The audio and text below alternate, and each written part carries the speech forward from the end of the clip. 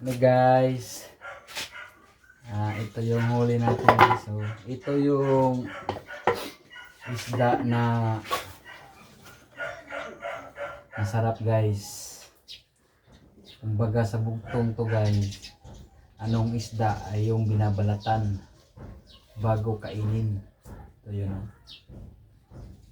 Binabalatan kasi yung ano nito, ito yung balat matigas, kaya binabalatan.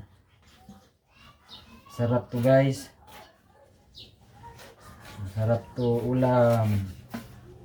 Pag maliit na ganito, hindi ko kinukuha kasi maliit pa. Pag malaki-laki na, yan, kinukuha ko. Ito yung buntot guys, oh, laki oh, buntot. Nasa gilid lang to ng ano guys, ang malaking bato. Hindi to nag-ano guys, hindi to nagsuksok ba? Yung nagsuksok ba? Hindi to yung nagsuksok, pero yung pangalan nito saguksok. Nalang to sa gilid ng bato guys. Pwede lang to anuhin guys, dakpin. Hulihin ba, hulihin. Pwede lang to hulihin. Pero pinana ko to guys kasi para sure ball ba. Kasi pag hinuli ko baka hindi madakip. Di sayang ho. Kung baga kung timbangin to guys, mga 1 kilo na to.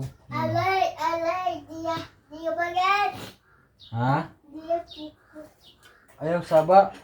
Kaya nag-vlog imong papa. Say hello guys. Say hello guys. Oy, wala man ng hello guys. Morning guys, oh. Shout out dahil ko sa atong mga kapwa spearfishing, no. Daghan kayo may gabiin naman na, no. Kita talaga joy nagrasyahan.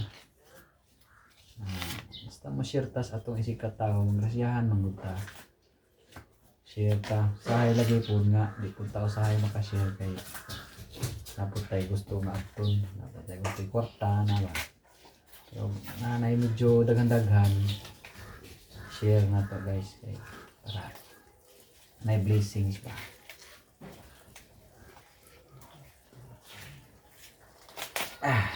Guys, isdang hubad. Yan guys, isdang hubad guys. So, ang taba guys. Taba yan guys, oh. Oh, ang taba, ano?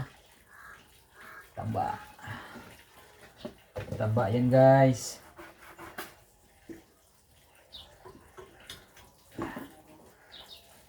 Taba yung isda na to guys.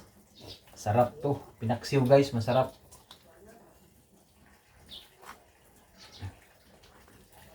Sabi nila daw, vlogger na daw ako. Umpisahan na natin para magkapira na tayo. Stilan. Tagalog ba? Para maintindihan ng marami yung salita ng Tagalog ba? Pag nasa Manila ka, madali lang magsalita ng Tagalog, parang hindi. Ano, pero pag nasa probinsya ka, ang Tagalog ko parang ano, putol-putol.